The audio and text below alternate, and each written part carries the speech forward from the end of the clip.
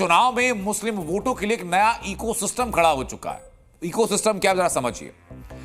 हमने डीएनए में बाकायदा को कागज दिखाए थे कि कैसे महाराष्ट्र में 400 एनजीओ मुस्लिम वोट बैंक को महाविकास आघाड़ी की तरफ मोड़ने के लिए पर्चे बांट रहे हैं। सेकंड फेज में उलेमा बोर्ड आता है, जिसने महाविकास आघाड़ी को मुस्लिम वोट दिलाने के बदले अपनी 17 शर्तें रख दी थी। ये उसी का कागज आप देख रहे हैं उधर। अब नई एंट्री हुई है सज्जाद नौमानी की। सज्जाद नौमानी ने एक पूरी लिस्ट जारी की और एक घोषणा की कि महाराष्ट्र चुनाव में सज्जाद नौमानी और उनका एकता फोरम महाविकास आघाड़ी के 269 उम्मीदवारों को खुला समर्थन करेगा। सबसे पहले सुनिए जरा क्या कहा सज्जाद नौमानी ने। एक सीट का गहराई से जायजा लेने के बाद और बहुत तफसीली रिसर्च और ग्राउंड रिपोर्ट की रोशनी में हम इस फैसले पर पहुंचे हैं कि महाविकास आघाड़ी की 269 सीटों पर तायीद की जाए, जिसकी तफसील एनएचएल नंबर 1 में दी गई है, जो आपकी खिदमत में पेश की जाएगी।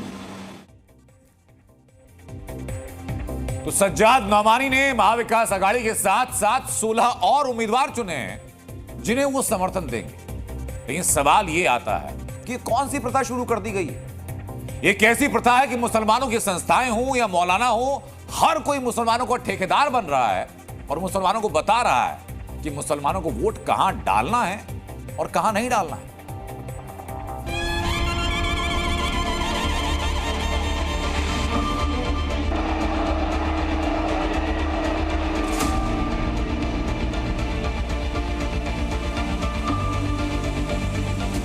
महाराष्ट्र के चुनावी शोर में जब जब मुस्लिम वोट बैंक की बात हो रही है तो कुछ ऐसे किरदार सामने आ जाते हैं जो शायद खुद को मुस्लिम वोट का ठेकेदार समझते हैं। इस बार सामने आए सज्जाद नौमानी, जिन्होंने बड़ी ही सफाई के साथ भाईजान को बताया ईवीएम पर कहां बटन दबाना।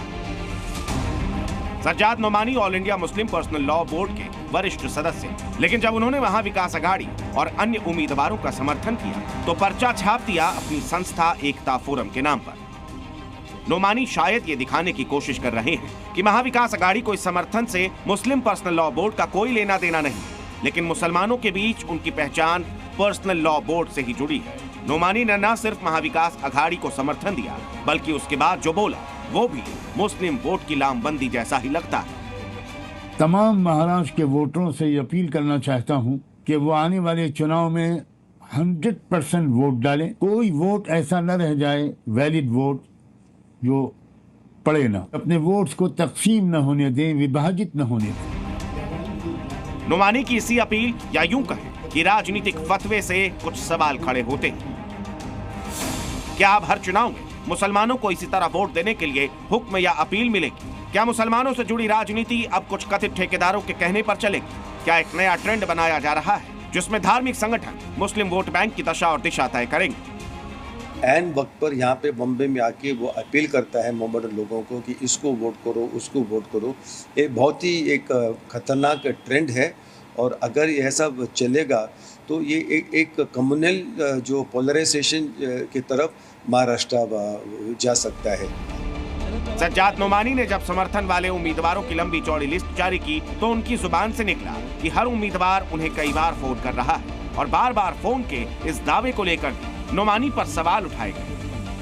उन्होंने उनके प्रेस कॉन्फ्रेंस में कहा कि मुझे हर कैंडिडेट का 25 बार फोन आया है कि भाई मेरा नाम लो। तो इन्होंने एक बार तो फोन किया रहेगा कि मैं बोल रहा हूँ 25 आपका नाम लूँगा, मेरा क्या तो मुझे क्या, ऐसा उन्होंने डेफिनेटली बोला रहेगा। और यही वोट जिहाद है और ये वोट जिहाद जो करने वाले हैं, मुझे लगता है मुसलमान इससे बचे। विरोधी है तो आरोप लगाएंगे, यही सियासत की रवायत रही है। लेकिन इस्लामिक स्कॉलर जब किसी पक्ष के लिए वोट की अपील करेंगे तो फिर बटेंगे तो कटेंगे जैसे नारों पर सवाल उठाने के हकदार नहीं रहते। अंकुर त्यागी, मुंबई, जी मीडिया। उलेमा बोर्ड और सज्जाद नौमानी जैसे किरदार शायद ये मानकर बैठे हैं कि मुसलमान उनके कहने पर ही वोट करेगा, लेकिन ग्राउंड पर मुसलमान क्या सोचता है, अपनी पॉलिटिकल मौजूदगी पर मुसलमानों का ओपिनियन क्या है, वो सुनना और समझना बहुत जरूरी है। वोट तो हम अपनी मर्जी से देंगे, किसी के बोलने की वजह से थोड़ी देंगे करके। वोट तो हमारा हक, हम किसी को भी दें। वोट का हक अपना है, हमको जिसको दिल होगा उसको देंगे। जो कोई मौलाना उलमा से कोई मतलब नहीं, वो अपना घर देखें, हम लोग अपना घर देख लें। जो काम करता है, जो अच्छा काम करता है, जिसका नाम है, जो वाकई में काम करता है, हम उसको इंशाल्लाह वोट देंगे, ज़रूर देंगे। उलमा इकराम ने अगर हमारे कह दिया जिस पार्टी को वोट देना है, हम लोग यकीनन मुसलमान कौम जो है तमाम उलमा इकराम के पीछे चल के उनके बोलने पे वोट दे देगी। उलमा इकराम ने जिस चीज़ का फैसला कर दिया वो हमारे लिए पत्थर की लकीर हो गई है, तो इंशाल्लाह हम उसी पर अटल है और उनके बोलने पे ही हम सब करेंगे। उलमा इकराम जो फैसला करते हैं उनको पता है कौन काम के लायक है और कौन नालायक है। हो सकता है जो कैंडिडेट अच्छा है उसको करे वोट, लेकिन ज़्यादातर अब हम सिर्फ और सिर्फ उलमा इकराम के ही बोलने पे अपना फैसला लेंगे। संविधान को ध्यान में रखते हुए इलेक्शन कमीशन के उसूल और ज़वाबित के मद्देनजर जो लोग वोट मांगते हैं वो किसी भी सूरत हाल में वोट याद नहीं हो सकते। ज़ी न्यूज़।